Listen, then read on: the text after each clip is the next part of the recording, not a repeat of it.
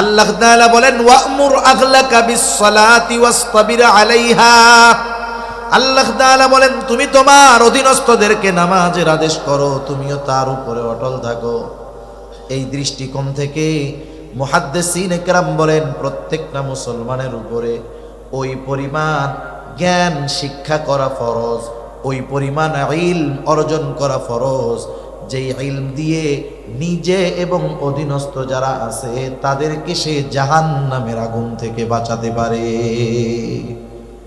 বাস্তবতা হলো মাদ্রাসায় যদি না পড়া থাকে, মাদ্রাসার তালিবুল ইলম বাদে বাকি আওয়াম সাধারণ মানুষ যারা আছে এদের মধ্যে অল্প সংখ্যক মানুষ ওই পরিমাণ জ্ঞানের অধিকারী, বাকি অধিকাংশ মানুষ এই যে ফরজ পরিমাণ জ্ঞান অর্জন না করার কারণে সব সময় গুনাহ তার আমলনামায় যোগ হইতেছে, কারণ ফরজ তরক হইতেছে। এজন্য ওই পরিমাণ জ্ঞান প্রত্যেকের অর্জন করার দরকার আছে না নাই?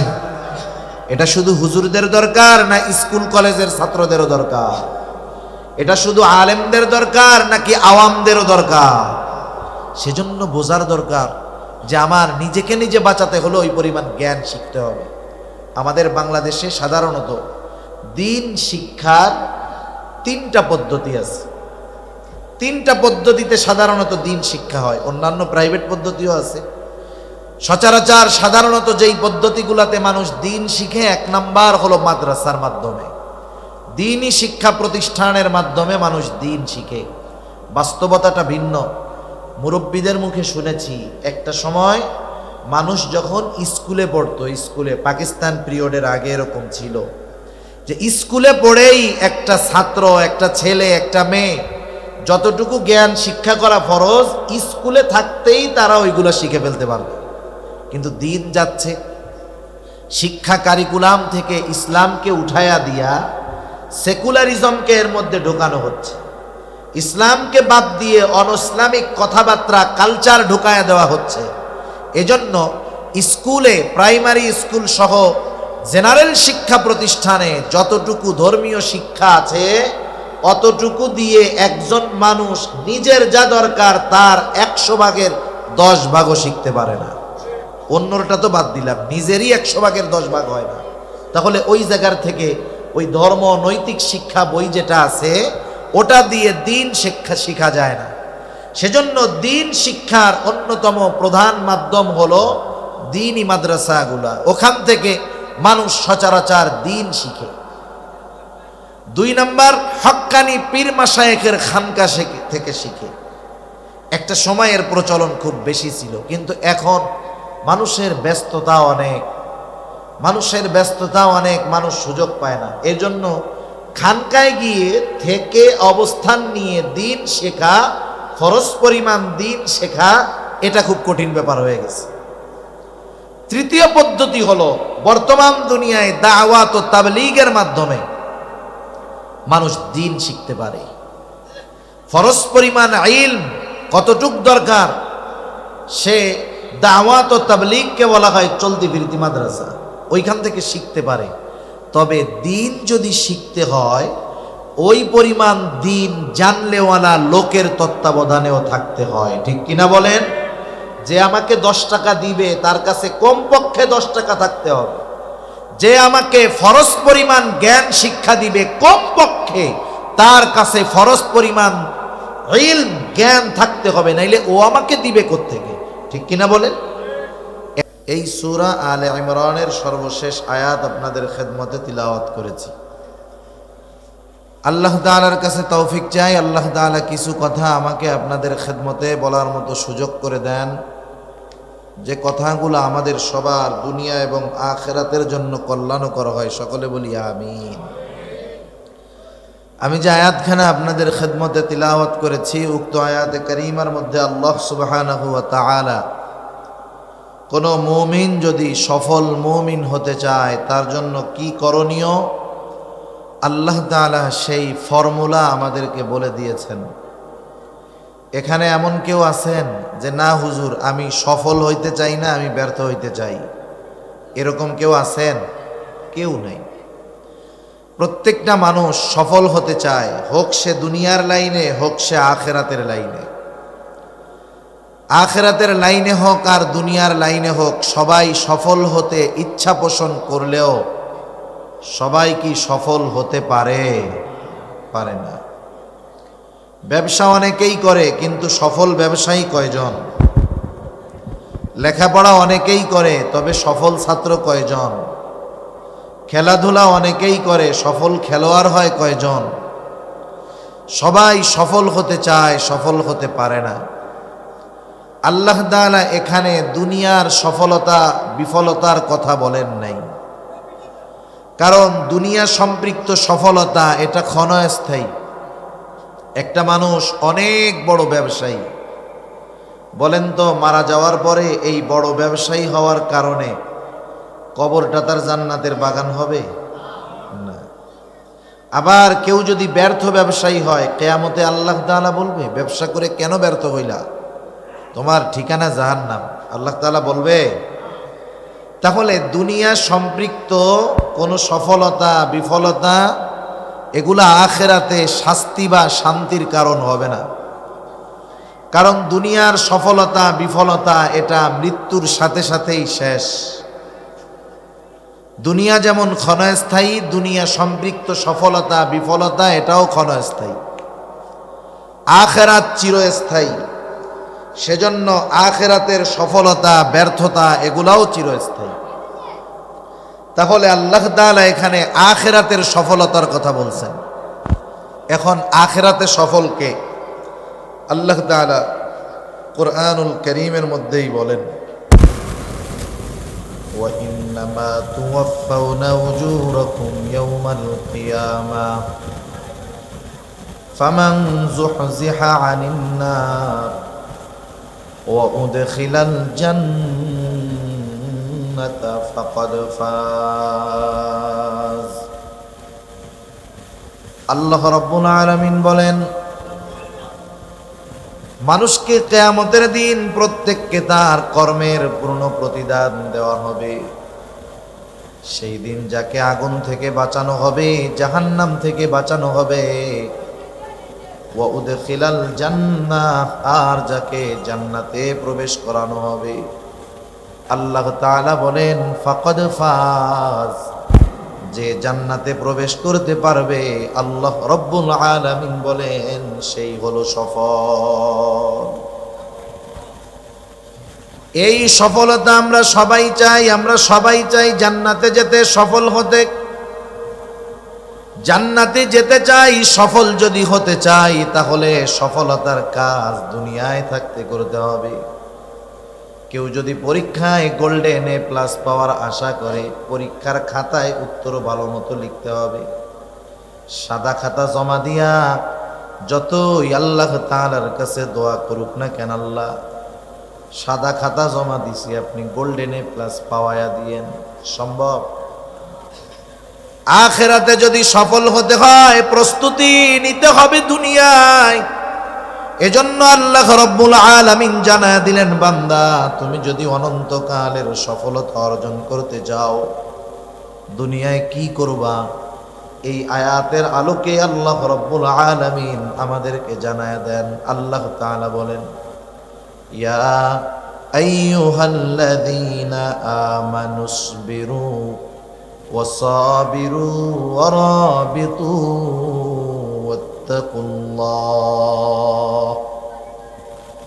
আল্লাহ রাব্বুল আলামিন বলেন, হে ইমানদারেরা, ইসবিরু, তোমরা সবর করো, সবর সবর করো, ধৈর্য ধারণ করো। এখন সবর কোথায় হবে, কিভাবে হবে, এটাও আমাদের জানা দরকার। তাফসিরে মাআরিফুল কোরআন সহ দুনিয়ার সকল প্রসিদ্ধ তাফসিরের মধ্যে আসছে, মুমিন সবর করবে তিন জায়গায়। কয় জায়গায়? একটু জবান খুলে বলেন। তিন জায়গায় মুমিন সবর করবে। এক নাম্বার, সবরুন আলাত তাআত, আনুগত্যের মধ্যে সবর তথা ইবাদতের মধ্যে সবর। প্রত্যেকটা ইবাদতের মধ্যেই সবর আছে। যে ইবাদত হয় সবরওয়ালা ইবাদত, ওই ইবাদতটাই হয় সুন্দর ইবাদত। সবরওয়ালা সুন্দর ইবাদত।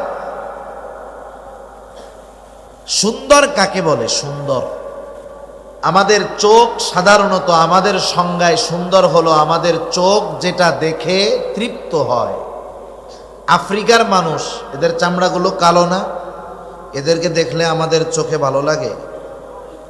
এদের বলি কি কালার কালারে। আমাদের সংজ্ঞায় সুন্দর হলো চোখ যেটা দেখার পর তৃপ্ত হয়, মজা পায়, অন্তরের মধ্যে প্রশান্তি আসে, আমরা সেটাকে বলি সুন্দর। তাহলে আমাদের সুন্দর নির্ভর করে আমাদের দেখার উপরে, নজরের উপরে।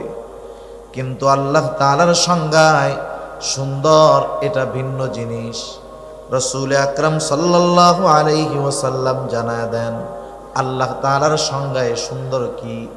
নবীজি সাল্লাল্লাহু আলাইহি ওয়াসাল্লাম বলেন, ইন্নাল্লাহা লা ইয়ানজুরু ইলা সুওয়ারিকুম ওয়ালাকিন ইয়ানজুরু ইলা কুলুবিকুম ওয়া আমালিকুম। নবীজি বলেন, নিশ্চয় আল্লাহ তাআলা তোমাদের সূরত দেখেন না। আল্লাহ তাআলা দেখেন না কে কত সুন্দর, কে কোন বংশের মানুষ, আল্লাহ তাআলা এটা দেখেন না। বরং আল্লাহ তাআলা কি দেখেন? নবীজি বলেন, ওয়ালাকিন ইয়ানজুরু ইলা কুলুবিকুম ওয়া আমালিকুম। বরং আল্লাহ তাআলা দেখেন কার অন্তর কেমন, কার আমল কেমন। তাহলে আল্লাহ তাআলার কাছে সৌন্দর্যের সম্পর্ক অন্তরের সাথে। কিসের সাথে? অন্তরের সাথে। সেজন্য আমরা যদি সবরওয়ালা সুন্দর ইবাদত করতে চাই, ওই ইবাদতটার সাথে অন্তরের কিছু সম্পর্কের দরকার আছে। আবার আল্লাহ রাব্বুল আলামিন আমাদেরকে জানায় দেন আল্লাহ তাআলা কিন্তু বেশি ইবাদত চান না, আল্লাহ তাআলা চান সুন্দর ইবাদত। আল্লাহ তাআলা কোরআনুল কারীমের মধ্যে বলেন, আল্লাযী খালাকাল মাউতা ওয়াল হায়াতা লিয়াবলুয়াকুম আইয়ুকুম আহসানু আমালা। আল্লাহ রাব্বুল আলামিন বলেন, তিনি আল্লাহ যিনি মৃত্যু এবং জীবনকে সৃষ্টি করেছেন, মউত এবং হায়াতকে সৃষ্টি করেছেন। কেন? আল্লাহ তাআলাই বলেন, লিয়াবলুয়াকুম, তোমাদের পরীক্ষা করার জন্য। অর্থাৎ আমাদের পরীক্ষা করার জন্য মৃত্যু এবং জীবন আল্লাহ তাআলা সৃষ্টি করেছেন। আমরা জিজ্ঞাসা করলাম, আল্লাহ কি পরীক্ষা করতে চান?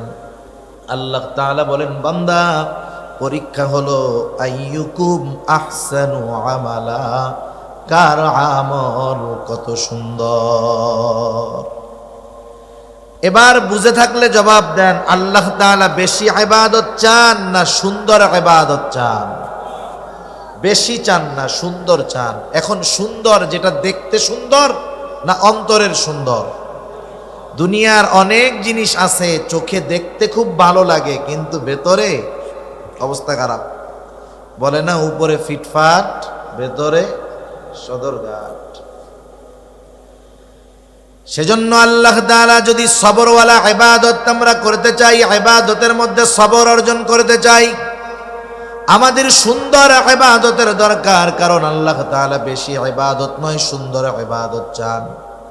সুন্দর ইবাদত আল্লাহ তাআলার সংজ্ঞায় চোখ দিয়ে দেখা যায় না, বরং সুন্দরের সম্পর্ক অন্তরের সাথে। এই জন্য নবীও জানায় দেন, আখলিস দীনাকা ইয়াকফিকাল আমালুল কলিল। তোমার ঈমান খাঁটি করো, তোমার নিয়ত পরিশুদ্ধ করো। আল্লাহর নবী জানায় দেন, অল্প আমল নাজাতের জন্য যথেষ্ট হয়ে যাবে। তাহলে সবরওয়ালা সুন্দর ইবাদতের জন্য এক নাম্বার যেটা দরকার সেটা হলো নিয়তের পরিশুদ্ধতা তথা ইখলাস। এই জিন্দেগীর যত ইবাদত আমরা করব, ছোট হোক আর বড় হোক, ইবাদতটা কার সন্তুষ্টির জন্য হবে? জিন্দেগীর ছোট বড় সব ইবাদত হবে আল্লাহ তাআলার সন্তুষ্টির জন্য।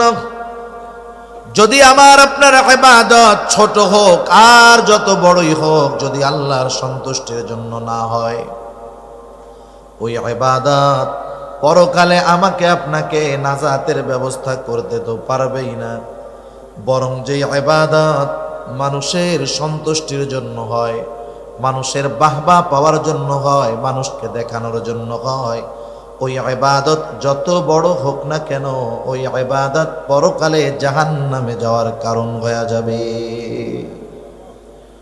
হযরত আবু হুরায়রা রাদিয়াল্লাহু তাআলা আনহু থেকে বর্ণিত হাদিস, লম্বা হাদিস।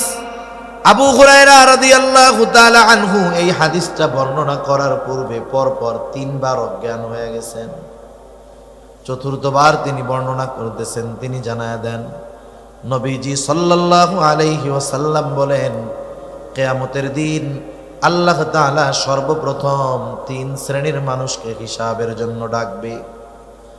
1 নম্বরে একজন শহীদ আল্লাহর সামনে রক্তাক্ত অবস্থায় হাজির হয়ে যাবে।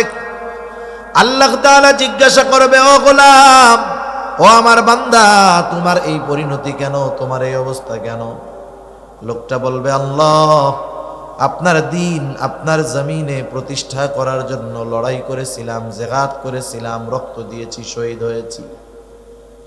আল্লাহ তাআলা বলবেন, উদ্দেশ্য কি, কার জন্য?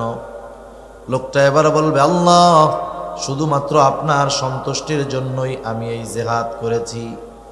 বলেন তো আল্লাহ রাব্বুল আলামিন আমাদের অন্তরের খবর জানেন কি জানেন না?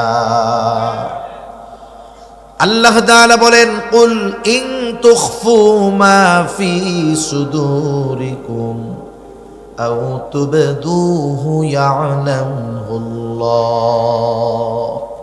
তোমরা কোনটা প্রকাশ করো, কোনটা গোপন রাখো, কেউ না জানলেও যিনি জানেন তিনি কে? আমাদের অন্তরের মধ্যে কি আছে, কি আমাদের মন চায়, কি ওয়াসওয়াসা দেয় আমাদের অন্তরের মধ্যে, দুনিয়ার কেউ জানে না। কে জানে?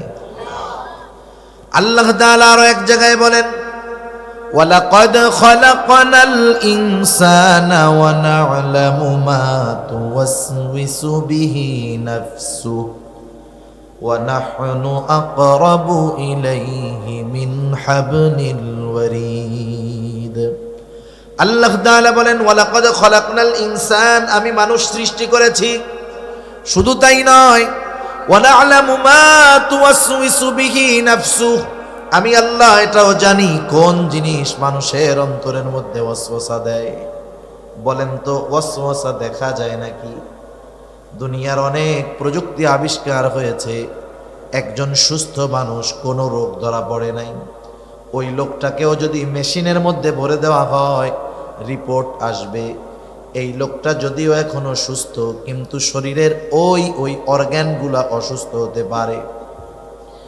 কিডনি এখন ভালো আছে কিন্তু অসুস্থ হতে পারে, সতর্ক সাবধান। এই ধরনের রিপোর্ট বের করা যায়, কিন্তু বলেন তো দুনিয়ায় এমন কোন মেশিন আছে নাকি যার মধ্যে যদি আমাকে আপনাকে ঢুকিয়ে দেওয়া হয় অন্তরে কি ওয়াসওয়াসা দেয় দেখা যাবে? এমন কোন মেশিন দুনিয়ায় আছে নাকি? তাহলে অন্তরের ওয়াসওয়াসার খবর দুনিয়ার কেউ জানেন না, কিন্তু আল্লাহ তাআলা বলেন, বান্দা, আমি আল্লাহ তোমাকে সৃষ্টি করেছি। শুধু তাই না, ওয়া না'লামু মা তুওয়াসওয়িসু বিহি নাফসু, কোন জিনিস তোমার অন্তরের মধ্যে ওয়াসওয়াসা দেয়, কি ওয়াসওয়াসা দেয়, আমি আল্লাহ সেই ওয়াসওয়াসার ব্যাপারেও জানি। কেন জানি? কেন? আল্লাহ তাআলা বলেন, ওয়া নাহনু আকরাবু ইলাইহি মিন হাবলিল ওয়ারিদ। আল্লাহ তাআলা বলেন, বান্দা, আমি তোমার শাহরগের চাইতে অধিক নিকটে। তার মানে আমি আপনি, আমার আপনার যত কাছে, যত নিকটে, তার চাইতে বেশি নিকটে যিনি, তিনি কে? সেজন্য আল্লাহ তাআলা আমাদের অন্তরের সব কিছু জানে, কোনটা কোন কারণে করতেছি। সেজন্য আল্লাহ তাআলার কাছে দোয়া করা বেশি বেশি, ইয়া মুকাল্লিবাল কুলুব সাব্বিত কলবি আলা দীনিক। কারণ এই কলবের পরিচালক কে? জোরে বলেন। সেজন্য এই কলবের পরিচালকের কাছে দোয়া চাওয়া যে, আমার রব, এ কলবের পরিচালক, সাব্বিত কলবি আলা দীনিক, আপনি দ্বীনের উপরে আমার কলবকে অটল রাখেন। আল্লাহ রাব্বুল আলামিন সেজন্য আমাদের অন্তরের খবর জানে। এবার আল্লাহ তাআলা বলবে, না বান্দা, তুমি মিথ্যা বলতেছ, তুমি আমি আল্লাহর সন্তুষ্টির জন্য জিহাদ করো নাই। তুমি জিহাদ করেছো যাতে করে দুনিয়ার মানুষ তোমার বীরত্বের প্রশংসা করে, দুনিয়ার মানুষ জানি তোমাকে বীর বলে। তুমি যে উদ্দেশ্যে যুদ্ধ করেছো, জিহাদ করেছো, দুনিয়ায় তুমি তা পেয়ে গেছো। কারণ দুনিয়ার মানুষ তোমাকে বীর বলছে, বাহাদুর বলছে, তোমার বীরত্বের প্রশংসা করেছে। সুতরাং আজকে আমি আল্লাহর তরফ থেকে তোমার জন্য কিছু নাই, তুমি চলে যাও, তোমার ঠিকানা হলো চিরস্থায়ী জাহান্নাম। 2 নম্বরে আল্লাহ তাআলা একজন দানবীরকে ডাকবেন। আল্লাহ তাআলা জিজ্ঞাসা করবে, ও গোলাম, এত কষ্টের উপার্জিত সম্পদ তুমি কি করছো? বলে, আল্লাহ আপনার রাস্তায় দান করছি। যার ঘর নাই তাকে ঘর বানায় দিয়েছি, মসজিদ বানায় দিয়েছি, রাস্তা বানায় দিয়েছি, খাবার কিনে দিয়েছি। আল্লাহ তাআলা বলবে, এগুলা কেন করছো? লোকটা বলবে, আল্লাহ আপনার সন্তুষ্টির জন্য করেছি। আল্লাহ আল্লাহ তাআলা বলবেন, না বান্দা, তুমি মিথ্যা বলতেছো। তুমি দান করেছো যাতে করে দুনিয়ার মানুষ তোমার দানের প্রশংসা করে, তোমাকে দানবীর বলে। যে উদ্দেশ্যে দান করেছো দুনিয়ায় তুমি তা পেয়ে গেছো। আজকে আমি আল্লাহর তরফ থেকে তোমার জন্য কিছু নাই, তুমি চলে যাও, তোমার ঠিকানা হলো চিরস্থায়ী জাহান্নাম। 3 নম্বরে আল্লাহ তাআলা একজন আলেম হাফেজকে ডাকবেন। আল্লাহ তাআলা জিজ্ঞাসা করবে, গোলাম, ইলম কেন শিখছো? লোকটা বলবে, আল্লাহ আমি ইলম অর্জন করেছি আপনার সন্তুষ্টির জন্য।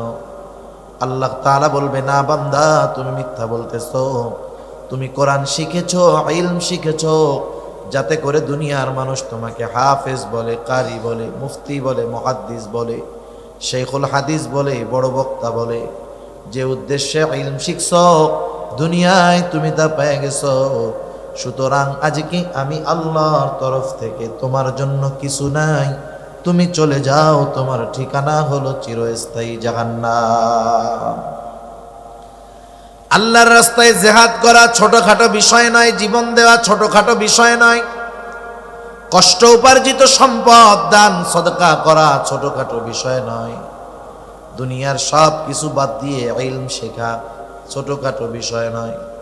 বিষয়টা যত বড় হোক না কেন, যখন আল্লাহর সন্তুষ্টির জন্য কাজগুলা হয় নাই, কাজ যত বড় হোক আল্লাহর কাছে দাম তো নাই, বরং ওই কাজগুলা বান্দার জাহান্নামে যাওয়ার কারণ হয়ে যাবে।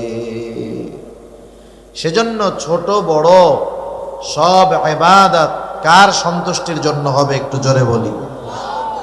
সবরওয়ালা সুন্দর ইবাদতের জন্য 1 নাম্বার দরকার হলো ইখলাস, নিয়তের পরিশুদ্ধতা। কাজ করার আগে আমার টার্গেট ঠিক করতে হবে। মনে করেন আমি তীর মারবো, তীর ঢিল ছুড়বো, টার্গেট আগে নাকি তীর মারা আগে? এখন তীর মাইরা যদি বলি আরে ডাইনে যা বামে যা, কাজ হবে?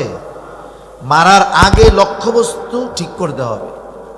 ইবাদতের আগে আমাদের লক্ষ্যবস্তু ঠিক করে ফেলতে হবে যে আমার এই নামাজ, আমার কোরবানি, আমার সাদকা, আমার দান, আমার রোজা, আমার ছোট্ট ভালো কাজ, এই দিনই আয়োজন করা, দিনই কথা শোনায়, দিনই কথা বলা, এটা দুনিয়ার কারো জন্য নয়, কারো জন্য, একটু জোরে বলি, আল্লাহ তাআলা আমাদেরকে সকল ছোট বড় দিনই কাজ আল্লাহর সন্তুষ্টির জন্য করার তৌফিক দান করুন, সবাই বলি আমিন।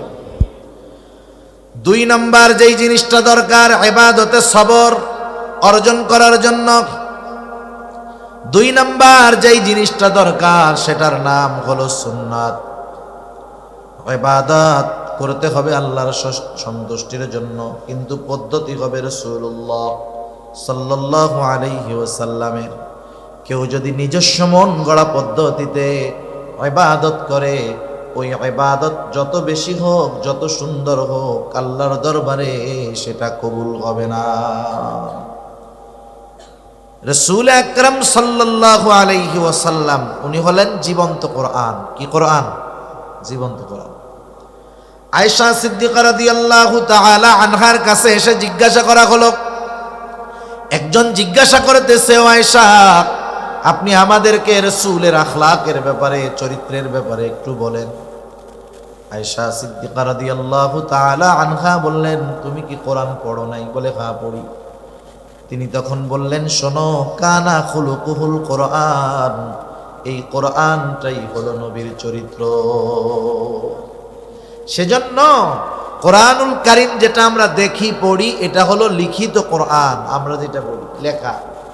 আর নবীজি সাল্লাল্লাহু আলাইহি ওয়াসাল্লাম হলেন প্র্যাকটিক্যাল জীবন্ত কোরআন। সুবহানাল্লাহ। এজন্য যত ইবাদতের আদেশ আছে কোরআনুল কারীমে, ইবাদতের আদেশ আছে, পদ্ধতি স্পষ্টভাবে বলে দেওয়া নাই। ঈমানের পরে সবচাইতে গুরুত্বপূর্ণ ইবাদত কি বলেন তো? নামাজ। আল্লাহ তাআলা কোরআনুল কারীমে ৮২ জায়গায় নামাজের কথা বলছেন। আল্লাহ রাব্বুল আলামিন ৮২ জায়গায় নামাজের কথা বলছেন। নামাজের গুরুত্ব ৮২ জায়গায় বলার কারণে যে নামাজ গুরুত্বপূর্ণ তা নয়। আল্লাহ তাআলা কোন বিষয়ে গুরুত্ব আরোপ করার জন্য একবার বলাই যথেষ্ট, ঠিক কিনা বলেন?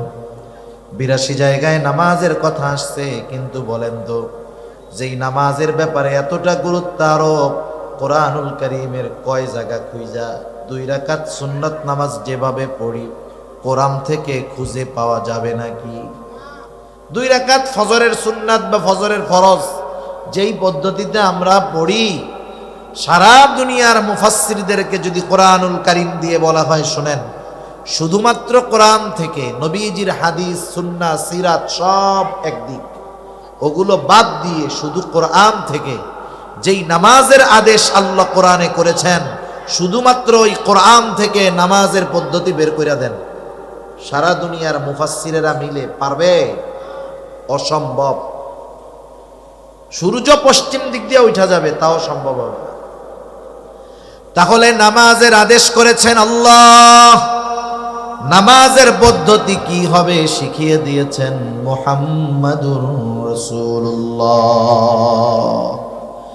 এজন্য রাসূলুল্লাহ সাল্লাল্লাহু আলাইহি ওয়াসাল্লাম বলেন, সাল্লু কামা রাআইতুমুনি উসাল্লি। নামাজের আদেশ তো করেছেন আল্লাহ, আর নবীজি জানায় দিলেন, শোনো, সাল্লু, নামাজ পড়ো। কেমনে পড়বা? কামা রাআইতুমুনি উসাল্লি, যেভাবে আমাকে নামাজ পড়তে দেখো তোমরা সেইভাবে নামাজ পড়ো। সেজন্য নামাজের পদ্ধতি শিখিয়েছেন কে? মুহাম্মাদুর রাসূলুল্লাহ সাল্লাল্লাহু আলাইহি ওয়াসাল্লাম। এজন্য প্রত্যেকটা ফরজ কিন্তু সুন্নাত। অনেক সময় আমরা মনে করি সুন্নাত এর পারিভাষিক পরিচয় হলো যে যেটা মানলে সওয়াব, না মানলে গুনাহ নাই। অনেকে মনে করে সুন্নাত, যেমন কিছু কিছু সুন্নাতের ক্ষেত্রে বলে না, আরে এই সুন্নাত না পড়লে কি হবে, গুনাহ টোনা হয় না, এরকম বলে না অনেকে। কিন্তু সব সুন্নাত কিন্তু এরকম না। কিছু সুন্নাত আছে ফরজ, কিছু সুন্নাত কি আছে? ফরজ। নামাজের আদেশ তো আল্লাহ তাআলা করেছেন, কিন্তু পদ্ধতি তো মুহাম্মাদুর রাসূলুল্লাহ সাল্লাল্লাহু আলাইহি ওয়াসাল্লামের, নবীজির পথ, পদ্ধতি, কথা, মত, সাহাবাদের কর্ম দেখে চুপ থাকা, এগুলা সুন্নাতের অন্তর্ভুক্ত। নবীজি সাল্লাল্লাহু আলাইহি ওয়াসাল্লাম নামাজের পদ্ধতি শিখায়া দিয়েছেন। এজন্য নামাজ যেমন ফরজ, নবীজির শেখানো পদ্ধতিতে তথা সুন্নাত অনুযায়ী নামাজ পড়াও ফরজ। একটা উদাহরণ দিলে বুঝতে সহজ হবে। কোরআনুল কারীমের মধ্যে একটা শব্দ আসছে, আল্লাহ তাআলা বলেন, ওয়ারকাউ মা'আর রাকিঈন, তোমরা রুকুকারীদের সাথে রুকু করো। আমার আপনার সামনে যখন রুকু শব্দটা উচ্চারণ করা হয়, জেহেনে, চোখে কি দৃশ্যমান হয়? যে একজন মানুষ সে একেবারে এইরকম হয়ে দাঁড়ায় আছে, ঠিক না? একবার এরকম হয়ে গেছে, সোজা হয়ে এরকম নামাজ পড়তেছে, সোজা ছিল এরকম হয়ে গেছে। রুকু শব্দের শাব্দিক অর্থ ঝুঁকা, ঝুঁকে পড়া। ঝুঁকে পড়া এটা শাব্দিক অর্থ। আমাদের দেশে কিছু অতি পণ্ডিত আছে, অতি পণ্ডিত, যারা শুধুমাত্র কোরআন এবং হাদিসের বাংলা অনুবাদ পড়েই নিজেদেরকে শায়েখ বানিয়ে ফেলতে চায়, ওলামা একরামের কাছে যেতে চায় না। আছে না এরকম কিছু স্বঘোষিত শায়েখ? আছে, অভাব নেই। রুকু শব্দের অর্থ ঝুঁকে পড়া, কোরআনে এই রুকুর এই অর্থ। এখন বলেন তো, রুকু শব্দের অর্থ ঝুঁকা, কতটুকু ঝুঁকা? কতটুকু ঝুঁকা কোরআনে নাই। কেউ যদি বলে আমি এই যে মাথা ঝুঁকাইছি, এই যে সে রুকু করছে, দাঁড়াই থাইকা যদি মাথাটা শুধু এরকম ঝুঁকায়, রুকু হবে? এই পরিভাষায় যাকে আমরা রুকু বলে চিনি, হবে? তাহলে দেখেন এই রুকুটা কেমনে করতে হবে, কতটুকু ঝুঁকতে হবে, কোন জায়গা সোজা থাকবে, কোন জায়গা বাঁকা থাকবে, সব শিখিয়ে দিয়েছেন মুহাম্মদুর রাসূলুল্লাহ সাল্লাল্লাহু আলাইহি ওয়াসাল্লাম।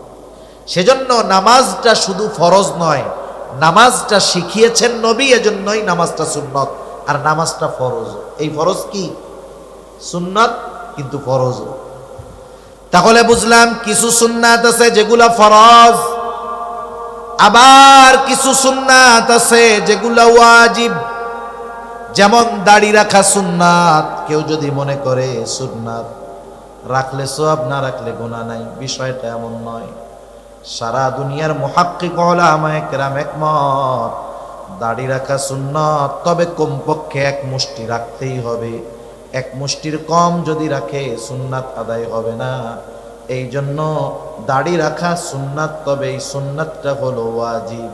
দাড়ি যাদের নাই, ছোট, আল্লাহ তাআলা তাদের রাখার তৌফিক দিক, জোরে বলি আমিন। তবে এই দাড়ি রাখা সুন্নাত, এই সুন্নাত হলো ওয়াজিব। এই দাড়ি যদি কেউ খাটো বানায়, ছোট বানায়, চেঁচে ফেলে, সর্বক্ষণ ওয়াজিব তরকের গুনাহ তার আমল নামায় যোগ হতে থাকে। আবার কিছু সুন্নাত হলো স্বাভাবিক সুন্নাত, কিছু সুন্নাত স্বাভাবিক সুন্নাত, করলে সওয়াব, না করলে গুনাহ নাই। আবার কিছু আছে দুনিয়াবি কাজ, কেউ যদি ওই কাজগুলাকে সুন্নাত অনুযায়ী করে, ওই কাজগুলাও তার আমল নামায় ইবাদত বলে যোগ হয়ে যায়। কিছু দুনিয়ার সাধারণ কাজ আছে, যেমন খাওয়া,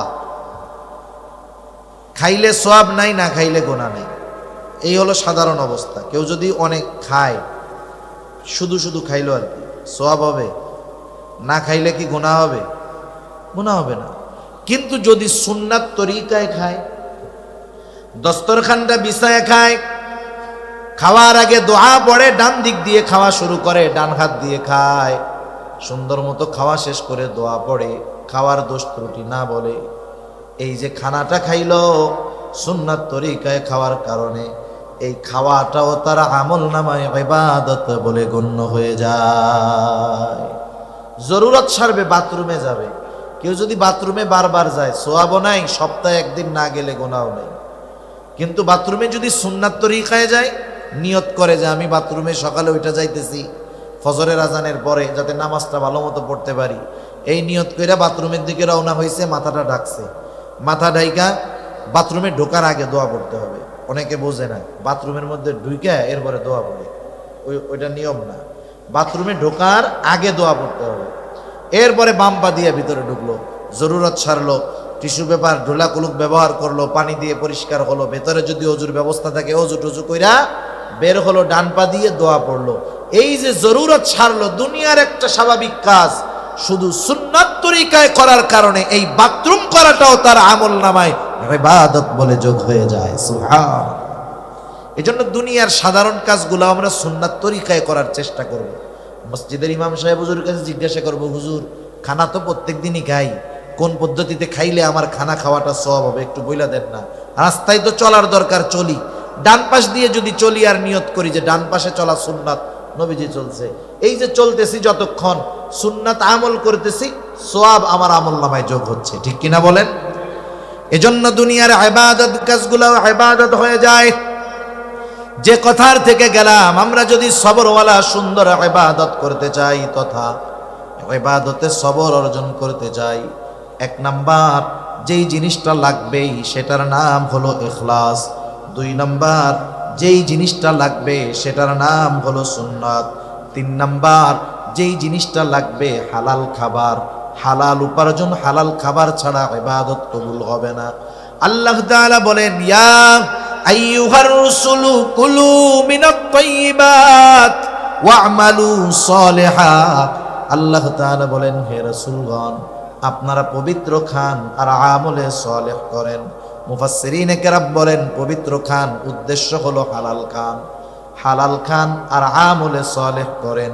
এর মানে এই বিষয়টা পরিষ্কার, যার খাবারটা হালাল নয়, তার আমলে সালেহ হবে না, অর্থাৎ তার আমল আল্লাহর দরবারে কবুল হবে না। নামাজ সবাই পড়তে আসে, নামাজ পড়া আমল, কিন্তু সবার নামাজ তো কবুল হয় না। কবুল হয় যারটা কবুল হয় তারটা আমলে সালেহ, আর যারটা কবুল হয় না আমল পর্যন্ত শেষ। হজ করতে তো সবাই, অনেক মানুষ যায়, সবার হজ কি আর কবুল হয়? সবাই কি আল্লাহর জন্য হজ করতে যায়? কেউ তো আলহাজ হওয়ার জন্য হজ করতে যায়, ঠিক কিনা বলেন? এই যে হজ করলো, কবুল হইল না, সেজন্য খাবার পবিত্র দরকার, হালাল দরকার, উপার্জনটা হালাল দরকার, তাইলে ইবাদত সুন্দর সবরওয়ালা ইবাদত হবে। 4 নাম্বার যেই জিনিসটা দরকার, যেই ইবাদত করব সেই ইবাদতের মাসলা মাসাইল গুলা জানার দরকার। কমপক্ষে ফরজ ওয়াজিব বিষয়গুলা জানতেই হবে, কারণ আমি যদি না জানি কোন কারণে নামাজ নষ্ট হয়ে যায়, কোন কারণে ওযু ভেঙে যায়, আমি যদি এইগুলো না জানি, জীবনের কত নামাজ হয়তো ছুটে গেছে, আমি নিজে তাও টের পাই নাই। মনে করেন নামাজ ভাঙ্গার কারণগুলো জানতে হবে, ওযু ভাঙ্গার কারণগুলো জানতে হবে, কারণ ওযু ভাঙ্গা গেলে নামাজ থাকবে? জোরে বলেন না, থাকবে? থাকবে না। নামাজের ওয়াজিবগুলো জানতে হবে, না জানলে কি হবে? সাজদা যদি না দেয় নামাজ হবে না। নামাজের বাহিরে ভিতরের 13 ফরজ জানতে হবে, যদি না জানে এর একটা যদি ছুটে, ফরজ যদি ছুটা যায়, সাজদা 1000টা দিলে কাজ হবে নাকি? জোরে বলেন, কাজ হবে? সেজন্য কমপক্ষে নামাজের বাহিরে ভিতরের ফরজগুলা জানতে হবে, নামাজের ওয়াজিবগুলো জানতে হবে, ওযু ভাঙ্গার কারণগুলো জানতে হবে, নামাজ ভাঙ্গার কারণগুলো জানতে হবে। এগুলা প্রত্যেকের জানা দরকার, এগুলা জানার দরকার। এগুলা তো ওই জ্ঞান যেগুলো শিক্ষা করা ফরজ। রাসূলুল্লাহ সাল্লাল্লাহু আলাইহি ওয়াসাল্লাম বলেন, তালাবুল ইলমি ফারিদাতুন আলা কুল্লি মুসলিম। দ্বীন ইলম শিক্ষা করা প্রত্যেক মুসলমান নরনারীর উপরে ফরজ। কতটুকু শিখবে? মুহাদ্দিসিনে কেরাম বলেন কতটুকু শিখবে। কোন মুহাদ্দিস বলেন নিজেকে শরীয়তের উপরে পরিচালনার জন্য যতটুকু দরকার ততটুকু শেখা ফরজ। আবার কোন মুহাদ্দিস মুফাসসির বলেন না না, অতটুকুতে হবে না। কারণ কি? না হওয়ার কারণ হলো আল্লাহ তাআলা তো একা জাহান্নাম থেকে বাঁচতে বলেন নাই, অধীনস্থদেরকেও জাহান্নাম থেকে বাঁচাতে বলছে। আল্লাহ তাআলা বলেন, ইয়া আইয়ুহাল্লাযীনা আমানু কু আনফুসাকুম ওয়া আহলিকুম নারা। আল্লাহ তাআলা বলেন, হে ঈমানদারেরা, নিজে জাহান্নামের আগুন থেকে বাঁচো, অধীনস্থদেরকে জাহান্নামের আগুন থেকে বাঁচাও। তার মানে নিজেও বাঁচো, অধীনস্থদেরকেও বাঁচাও। নিজে জাহান্নামের আগুন থেকে বাঁচার জন্য যেমন ইলমের প্রয়োজন, অধীনস্থদেরকে জাহান্নামের আগুন থেকে বাঁচানোর জন্য ইলমের প্রয়োজন আছে না নাই? শুধু তাই না, আল্লাহ তাআলা আরো এক জায়গায় বলেন, নামাজ তো একা পড়লে হবে না। আল্লাহ তাআলা বলেন, ওয়া'মুর আহলাকা বিস-সালাতি ওয়াসতাবির আলাইহা। আল্লাহ তাআলা বলেন, তুমি তোমার অধীনস্থদেরকে নামাজের আদেশ করো, তুমিও তার উপরে অটল থাকো। এই দৃষ্টিকোণ থেকে মুহাদ্দিসিনে কেরাম বলেন, প্রত্যেকটা মুসলমানের উপরে ওই পরিমাণ জ্ঞান শিক্ষা করা ফরজ, ওই পরিমাণ ইলম অর্জন করা ফরজ, যেই ইলম দিয়ে নিজে এবং অধীনস্থ যারা আছে তাদেরকে সে জাহান্নামের আগুন থেকে বাঁচাতে পারে। বাস্তবতা হলো, মাদ্রাসায় যদি না পড়িয়া থাকে, মাদ্রাসার তালিবুল ইলম বাদে বাকি আওয়াম সাধারণ মানুষ যারা আছে, এদের মধ্যে অল্প সংখ্যক মানুষ ওই পরিমাণ জ্ঞানের অধিকারী। বাকি অধিকাংশ মানুষ এই যে ফরজ পরিমাণ জ্ঞান অর্জন না করার কারণে সব সময় গুনাহ তার আমলনামায় যোগ হইতেছে, কারণ ফরজ তরক হইতেছে। এজন্য ওই পরিমাণ জ্ঞান প্রত্যেকের অর্জন করার দরকার আছে না নাই? এটা শুধু হুজুরদের দরকার না স্কুল কলেজের ছাত্রদেরও দরকার? এটা শুধু আলেমদের দরকার নাকি আওয়ামদেরও দরকার? সেজন্য বোঝার দরকার যে আমার নিজেকে নিজে বাঁচাতে হলে ওই পরিমাণ জ্ঞান শিখতে হবে। আমাদের বাংলাদেশে সাধারণত দ্বীন শিক্ষার 3টা পদ্ধতি আছে। তিনটা পদ্ধতিতে সাধারণত দিন শিক্ষা হয়, অন্যান্য প্রাইভেট পদ্ধতিও আছে। সচরাচর সাধারণত যেই পদ্ধতিগুলোতে মানুষ দিন শিখে, এক নাম্বার হলো মাদ্রাসার মাধ্যমে, দিনই শিক্ষা প্রতিষ্ঠানের মাধ্যমে মানুষ দিন শিখে। বাস্তবতাটা ভিন্ন। মুরব্বীদের মুখে শুনেছি একটা সময় মানুষ যখন স্কুলে পড়তো, স্কুলে পাকিস্তান পিরিয়ডের আগে এরকম ছিল যে স্কুলে পড়েই একটা ছাত্র, একটা ছেলে, একটা মেয়ে যতটুকু জ্ঞান শিক্ষা করা ফরজ, স্কুলে থাকতেই তারা ওইগুলো শিখে ফেলতে পারবে। কিন্তু দিন যাচ্ছে, শিক্ষা কারিকুলাম থেকে ইসলামকে উঠাইয়া দিয়া সেকুলারিজমকে এর মধ্যে ঢোকানো হচ্ছে। ইসলামকে বাদ দিয়ে অনইসলামিক কথাবার্তা, কালচার ঢুকায়া দেওয়া হচ্ছে। এজন্য স্কুলে, প্রাইমারি স্কুল সহ জেনারেল শিক্ষা প্রতিষ্ঠানে যতটুকু ধর্মীয় শিক্ষা আছে অতটুকু দিয়ে একজন মানুষ নিজের যা দরকার তার 100 ভাগের 10 ভাগও শিখতে পারে না। অন্যটা তো বাদ দিলাম, নিজেরই 100 ভাগের 10 ভাগ হয় না। তাহলে ওই জায়গার থেকে ওই ধর্ম নৈতিক শিক্ষা বই যেটা আছে ওটা দিয়ে দিন শিক্ষা শেখা যায় না। সেজন্য দিন শিক্ষার অন্যতম প্রধান মাধ্যম হলো দিনই মাদ্রাসাগুলা। ওখান থেকে মানুষ সচরাচর দিন শিখে। 2 নাম্বার, হক্কানি পীর মাশায়েখের খানকা থেকে শিখে। একটা সময়ের প্রচলন খুব বেশি ছিল, কিন্তু এখন মানুষের ব্যস্ততা অনেক, মানুষ সুযোগ পায় না। এর জন্য খানকায় গিয়ে থেকে অবস্থান নিয়ে দিন শেখা, ফরজ পরিমাণ দিন শেখা, এটা খুব কঠিন ব্যাপার হয়ে গেছে। তৃতীয় পদ্ধতি হলো বর্তমান দুনিয়ায় দাওয়াত ও তাবলীগের মাধ্যমে মানুষ দিন শিখতে পারে। ফরজ পরিমাণ ইলম কতটুক দরকার, সে দাওয়াত ও তাবলীগকে বলা হয় চলতি ফিরতি মাদ্রাসা, ওইখান থেকে শিখতে পারে। তবে দিন যদি শিখতে হয় ওই পরিমাণ দিন জানলেওয়ালা লোকের তত্ত্বাবধানেও থাকতে হয়। ঠিক কিনা বলেন? যে আমাকে 10 টাকা দিবে তার কাছে কমপক্ষে 10 টাকা থাকতে হবে। যে আমাকে ফরজ পরিমাণ জ্ঞান শিক্ষা দিবে কমপক্ষে তার কাছে ফরজ পরিমাণ ইলম জ্ঞান থাকতে হবে, নাইলে ও আমাকে দিবে কোত্থেকে? ঠিক কিনা বলেন?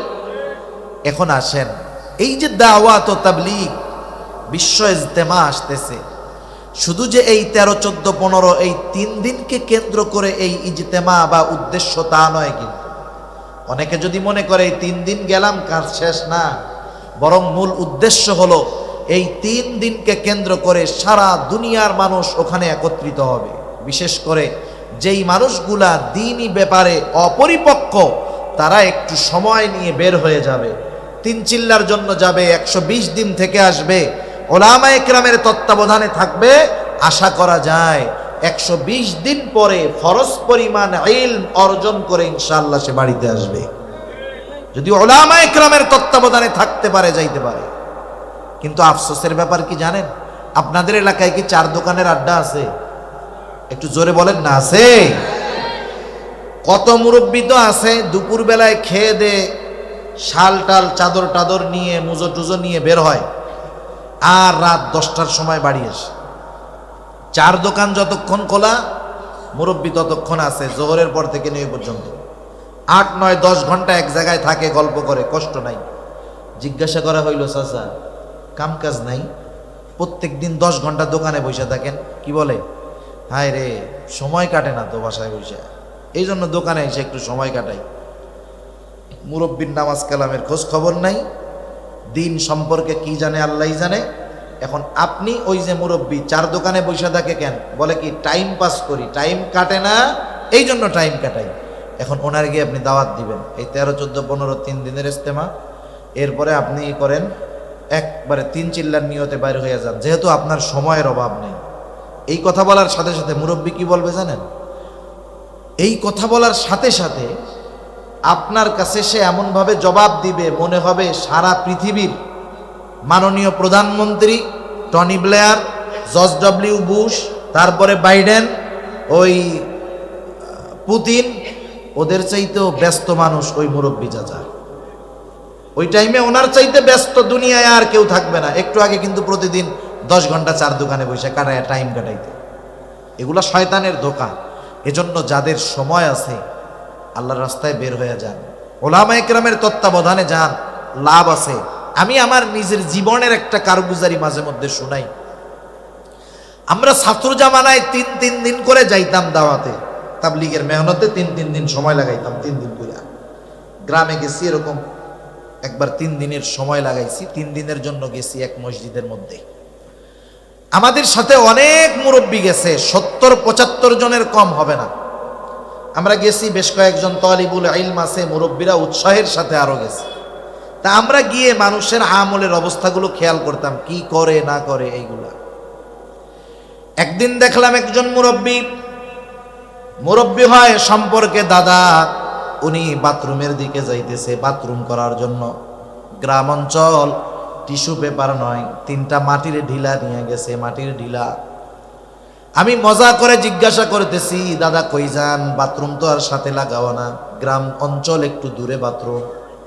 ঢিলা দেখায় বলে বাথরুমে যাই। আমি বললাম কয় কাম করেন ওই জায়গায় গিয়া? কাজ কয়টা করে বাথরুমে? 2টা। মাদ্রাসায় ছুটি নেয় না, যখন 1 নাম্বার দেখায় কিছু বলা লাগে না, হুজুরে কি বুঝে, এখন প্রস্রাব করতে যাবে। 2 নাম্বার দেখাইলে কি বুঝে? বাথরুমে যাবে। কেন 2 নাম্বার দেখায়?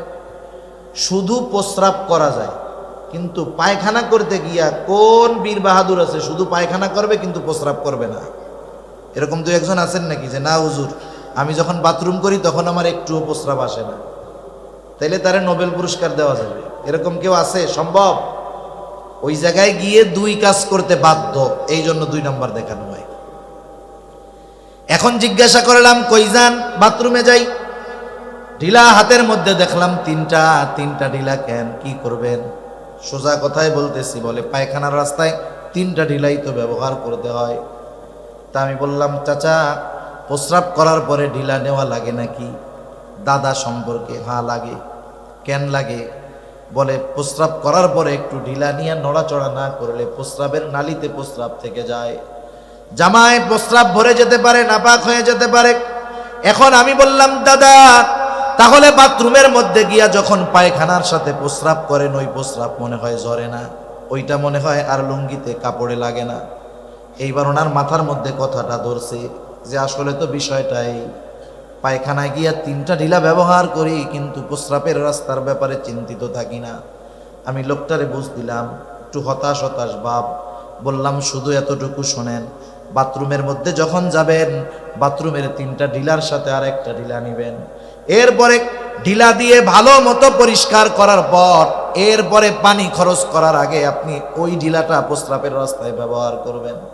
বাথরুমের মধ্যে তো হাঁটা যাবে না, একটু দাঁড়াইলেন, উঁচু নিচু হইলেন। এইবার প্রস্রাবের রাস্তা ক্লিয়ার, পায়খানার রাস্তা ক্লিয়ার, এইবার পানি দিয়ে ধৌত করলেন, আপনি পাক। একটু চিন্তা করে দেখেন তো, ওই লোকটা যদি প্রস্রাব তার ঝরে থাকে আর বাথরুম করার পরে যদি প্রস্রাবের নালী ভালোভাবে পরিষ্কার না করে, তাহলে যখন সে দাঁড়াইলো চললো প্রস্রাবের ফোঁটা তার লুঙ্গিতে লাগছে কি লাগে নাই? 1 ফোঁটা প্রস্রাব যদি কোনো কাপড়ের উপরে পড়ে, ওই কাপড়ের দ্বারা নামাজ না হওয়ার জন্য যতটুকু নাপাকি লাগার দরকার তার চাইতে অনেক বেশি লেগে ছড়িয়ে যায়। এই যে প্র্যাকটিক্যালি বিষয়গুলো শিখায়া দেওয়া, এটা ওলামায়ে কেরাম ছাড়া কেউ শিখায়া দিবে না। আমাদের অঞ্চলের অনেক ওলামায়ে কেরাম এরকম গেছে, সময় লাগাইছে, সাথে গেছে, কোরআন শরীফ পড়তে পারে না, ওই রকম না পড়তে পারা লোককেও 2-3 পারা পড়াইয়া সহি শুদ্ধ করাইয়া 3 চিল্লা দিয়ে বাড়ি ফিরছে, এখন নিজে বাকিটুক পড়ার যোগ্যতা অর্জন করে ফেলছে। সেজন্য আমি যেটা অর্জন করতে চাই, আমি এত মেহনত করব, সময় দিব, অর্থ ব্যয় করব, আমার যেটা দরকার যাদের সাথে যাব তাদের মধ্যে তো সেটা থাকতে হবে, নাইলে আমি পাবো কোন জায়গায়? ঠিক কিনা বলেন? এজন্য উলামায়ে কেরামের সাথে আমাদের সময় দেওয়া দরকার। সাথে সাথে মসজিদের মধ্যেও ইমাম সাহেবদের সাথে আমাদের সম্পর্ক আরো ভালো করার দরকার। দুনিয়ার ছোট বড় শুধুমাত্র আখেরাতের বিষয় না, দুনিয়াবি বিষয়গুলোও ইমাম সাহেবদের সাথে পরামর্শ করার দরকার। আশা করি সৎ পরামর্শ তারা দিবেন। তো যাই হোক, সবর হবে কয় জায়গায়? 3 জায়গায়। কয় জায়গায়? 1 নাম্বার ইবাদতের মধ্যে সবর। ইবাদতে সবর যদি অর্জন করতে হয় 4টা জিনিস লাগবে। 1 নাম্বার ইখলাস, 2 নাম্বার সুন্নাত, 3 নাম্বার হালাল খাবার। 4 নাম্বার যে ইবাদত করবে সেই ইবাদতের মাসলা মাসাইল গুলো জানা। এগুলা যদি একটা মানুষের ঠিক থাকে, আর যদি সে ইবাদত করে, ওই ইবাদত আর সাধারণ ইবাদত থাকবে না, ওই ইবাদত হয়ে যাবে সবরওয়ালা সুন্দর ইবাদত। সবরের দ্বিতীয় জায়গা হলো সবরুন আনিল মাআসি, পাপের থেকে বাঁচা, গুনার থেকে বাঁচা, এটাও সবর।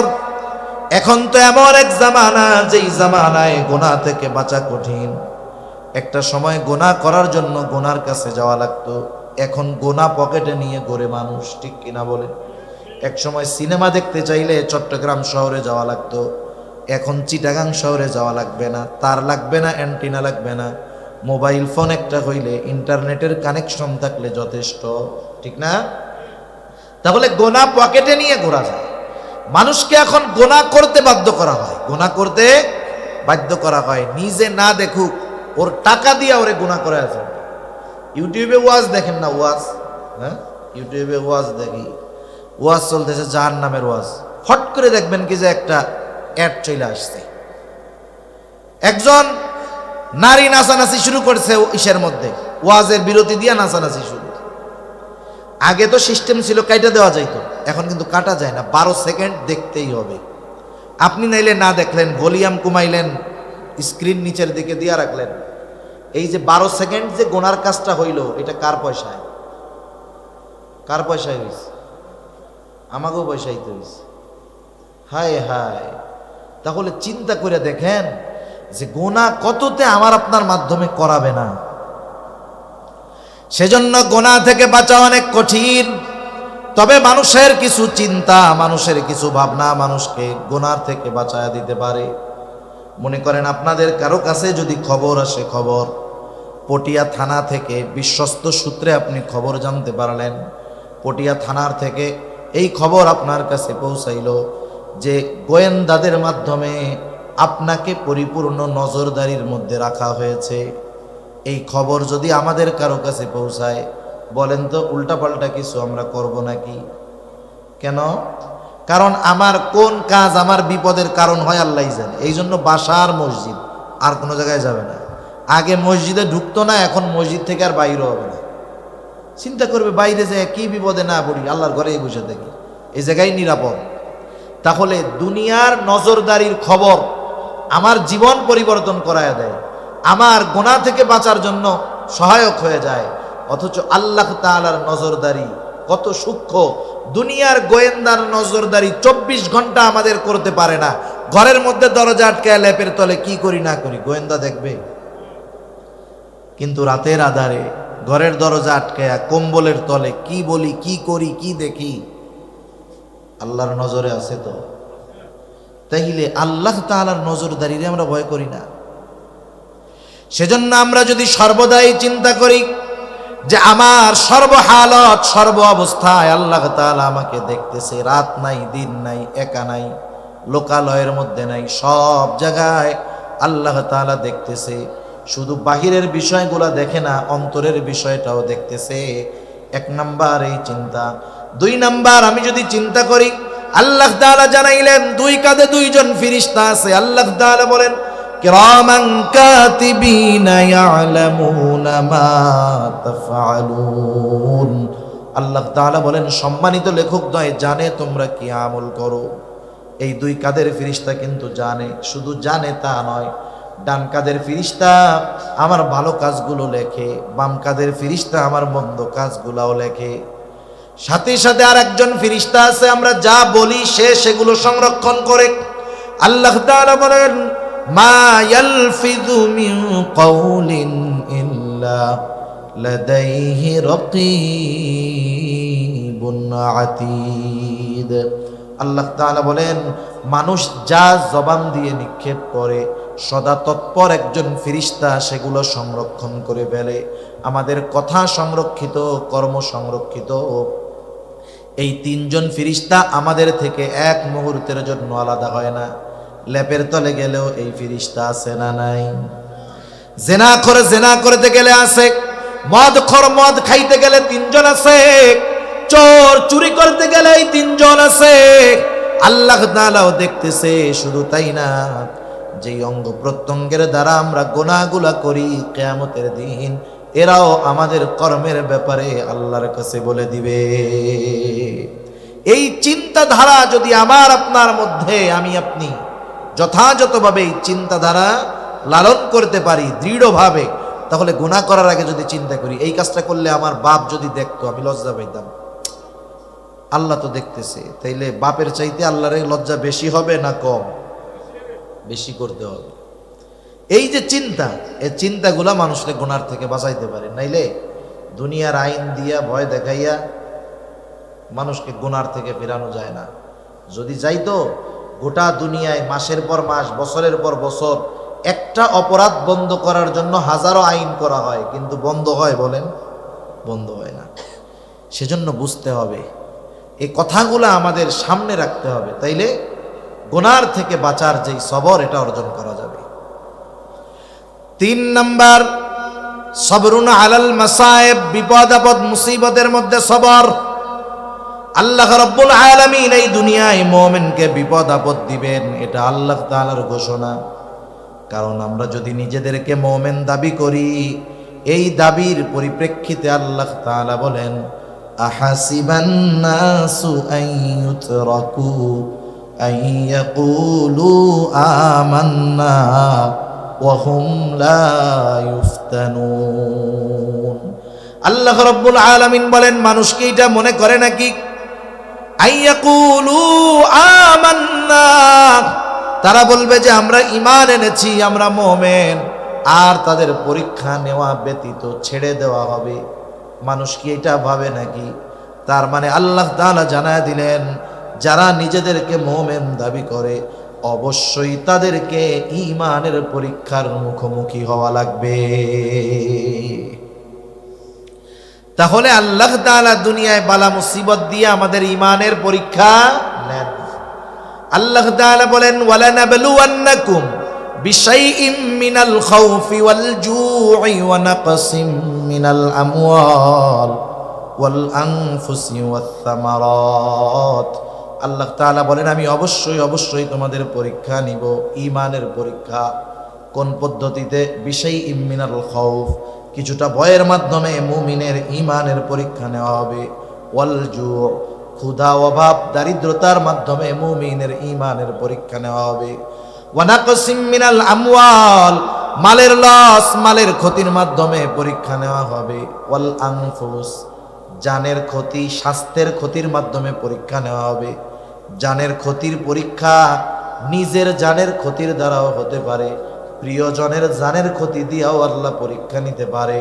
5 নাম্বার, ওয়াস সামারাত, ফল ফসলের ক্ষতি দিয়ে মুমিনের ঈমানের পরীক্ষা নিবেন কে? এটা মুসিবত, বালা, পরীক্ষা। একটু বুঝে থাকলে জবান খুলে জবাব দিবেন। বালা মুসিবত দিয়ে পরীক্ষা নেন কে? তাহলে বালা মুসিবত বিপদ আপদ দেন কে? আল্লাহ। কোনো সন্দেহ আছে কারো? সন্দেহ নেই। এখন দ্বিতীয় প্রশ্ন, বিপদ আপদ বালা মুসিবত থেকে উদ্ধার করেন কে? আরো জোরে, কে? বিপদ আপদ দেন আল্লাহ, উদ্ধার করেন আল্লাহ। তাহলে বিপদ আপদ মুসিবতে যেহেতু আল্লাহ তাআলা উদ্ধার করেন, সাহায্য কার কাছে চাইব?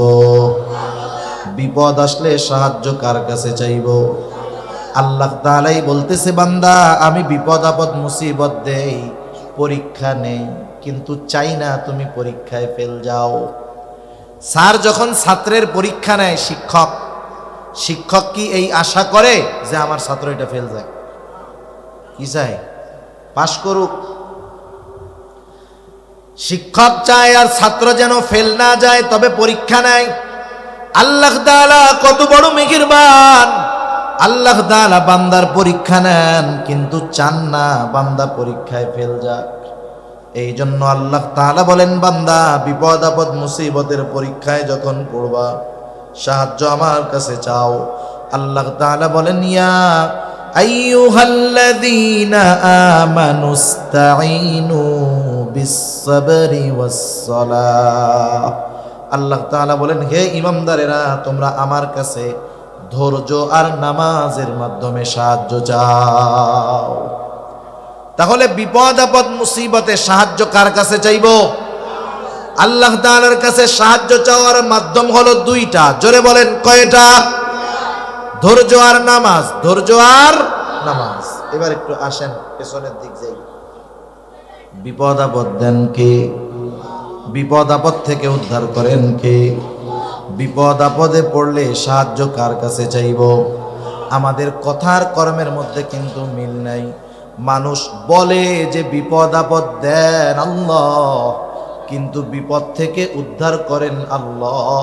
প্রথম কথায় যতটুকু বিশ্বাস, দ্বিতীয় কথার মধ্যে ততটুকু বিশ্বাস নাই। কেন নাই? কর্মের মাধ্যমে বোঝা যায়। মানুষের কিছু বিশ্বাস কর্মের মাধ্যমে ফুটে ওঠে। আল্লাহ বিপদ দেন, এটা আমরা বিশ্বাস করি, কিন্তু বিপদ থেকে উদ্ধার করেন আল্লাহ, এটা মুখে যতটা বলি অন্তরে ততটা বিশ্বাস নাই। কেন নাই? রাগ হইয়েন না আল্লাহর রাস্তায়। আমার সাথে কারো শত্রুতা নাই। শত্রুতা আছে? আমার বাপ আপনাদের কারো পাকা ধানে মই দিছিল? পাকা ধানে মই বুঝেন? শত্রুতা নাই। আমার সাথেও নাই, আমার পূর্বপুরুষের সাথেও নাই, আপনাদের সাথেও আমি গ্যাঞ্জাম মারামারি করতে আসি নাই। একটু চিন্তা করেন তো, বিপদ দেন আল্লাহ, বিপদ থেকে বাঁচান আল্লাহ, বিপদে পড়লে আল্লাহই বলছে আমার কাছে সাহায্য চাও। তাইলে এই জায়গায় কিছু কাজ আমরা করি, বিপদ দিছে আল্লাহ, আমাকে দেশে করে কাজবাজগুলা। বিপদে পড়ছে, বড় বিপদ, বলে আল্লাহ কি বিপদ দিলেন, এই বিপদ থেকে যদি বাঁচান তাহলে বাবার দরবারে আমি 2টা গরু দিব। বিপদ দেন কে? বিপদ থেকে উদ্ধার করেন কে? গরু খায় কে? আল্লাহ খায়। হায় হায়, তাহলে একটু চিন্তা করেন না, আল্লাহ তাআলা যেগুলো শিখায়া দিছে এর মধ্যে তো আর কোনো ভেজাল নাই। তাহলে আল্লাহ বলছেন বান্দা আমি বিপদ দেই, আমি উদ্ধার করি, আমার কাছে সাহায্য চাও। তাহলে এই জায়গায় গরুর কারবারি আসে কেন? আমি তো এটা বুঝলাম না। এখানেই আমাদের সমস্যা, এই জায়গায় আমাদের সমস্যা। আমি যদি গরুর পক্ষে বলি আমার লস আছে, দুনিয়ার লস আছে? লস নাই তো, আমার বিজনেস আরো ভালো হবে, পকেট আরো গরম হবে। কিন্তু এরপরেও একটু নিজের বিবেক দিয়ে চিন্তা করেন, আল্লাহ তাআলা বলল বান্দা বিপদ আপদে পড়লে আমার কাছে সাহায্য চাও। আমরা আল্লাহর কাছে সাহায্য না চেয়ে আমরা যে কাজগুলা করি এগুলা ঈমান বিধ্বংসী কাজ হয়ে দাঁড়ায় আমাদের জন্য। এখন আল্লাহর কাছে বললাম আল্লাহ আপনার কাছে সাহায্য কেমনে চাইব? অনেকে বলে আল্লাহ তাআলার কাছে কি ডাইরেক্ট সাহায্য চাওয়া যায় নাকি? এমপি সাহেবের কাছে ডাইরেক্ট সাহায্য চাওয়া যায়? কত মাধ্যম দিয়ে চাইতে হয়, এজন্য আল্লাহর কাছেও আমরা মাধ্যম ধরি, যুক্তি দেয় আর কি। তা আল্লাহ তাআলার কাছে সাহায্য চাওয়ার মাধ্যমও তো আল্লাহ বলে দিয়েছে। কে বলে দিয়েছে? আল্লাহ তাআলা বলেন ইয়া আইয়ুহাল্লাযীনা আমানুস্তাঈনু বিস-সাবরি ওয়াস-সালাহ। আল্লাহ তাআলা বলেন বান্দা আমার কাছে তোমরা সাহায্য চাও, ওয়াস-সালাহ, ধৈর্য আর নামাজের মাধ্যমে আমি আল্লাহর কাছে তোমরা সাহায্য চাও। আল্লাহ তাআলা এরপরে বলেন যেই বান্দা ধৈর্য আর নামাজের মাধ্যমে আমার কাছে সাহায্য চায় সে সাধারণ মুমিন বান্দা নয়, বরং সে সবের মুমিন। আর সবের মুমিন যে তার সাথে আছেন কে? আল্লাহ তাআলা বলেন ইন্নাল্লাহা মা'আস সাবিরিন, নিশ্চয় আল্লাহ তাআলা ধৈর্যশীলদের সাথে আছেন। ধৈর্যশীল কারা? বিপদ আপদ মুসিবতে আল্লাহর কাছে ধৈর্য আর নামাজের মাধ্যমে সাহায্য চায় যারা। রাসূল আকরাম সাল্লাল্লাহু আলাইহি ওয়াসাল্লাম যখন হিজরতে বের হইছেন, সাওর পর্বতে 3 দিন আত্মগোপন করছেন। কয়দিন? 3 দিন। কাফেররা এক সময় খুঁজতে খুঁজতে গর্তের কাছে গিয়ে হাজির, একেবারে গর্তের মুখে। হযরত আবু বকর সিদ্দিক রাদিয়াল্লাহু তাআলা আনহু বলতেছেন কাফেররা আমাদের এত কাছে, এত নিকটে, আমি প্রত্যেকের গলার আওয়াজ শুনতেছি, প্রত্যেককে চিনতেছি। ওদের আমাদেরকে পাওয়ার জন্য ওদের দূরে কোথাও যাওয়ার দরকার নাই। ওরা যদি শুধু নিজেদের পায়ের দিকে তাকায় আমাদেরকে দেখা ফেলবে। এই অবস্থার ভিতরে আবু বকর সিদ্দিক রাদিয়াল্লাহু তাআলা আনহু চিন্তিত ভীত। নবীজি সাল্লাল্লাহু আলাইহি ওয়াসাল্লাম তাকায় দেখলেন আবু বকর চিন্তিত ভীত, নিজের জন্য নয় বরং মুহাম্মাদুর রাসূলুল্লাহ সাল্লাল্লাহু আলাইহি ওয়াসাল্লামের জন্য। সারা দুনিয়ার সর্বশ্রেষ্ঠ আশিকে রাসূল হলো আবু বকর সিদ্দিক রাদিয়াল্লাহু তাআলা আনহু। নিজের জীবন যদি 100 বার কোরবান করার সুযোগ থাকত, আবু বকর সিদ্দিক নিজের জীবন নবীজির মোহব্বতে 100 বার কোরবান করতে তৈয়ার, এমন আশিকে রাসূল। রাসূলুল্লাহ সাল্লাল্লাহু আলাইহি ওয়াসাল্লাম যখন দেখলেন আবু বকরের কপালে চিন্তার ভাঁজ, ভীত, আল্লাহ রাব্বুল আলামিন জানায় দিলেন গর্তের মধ্যে দুজনের মধ্যে কি কথোপকথন হলো। আল্লাহ তাআলা বলেন ইয হুমা ফিল গারি ইয ইয়াকুলু লিসাহিবিহি লা তাহজান ইন্নাল্লাহা মা'ানা।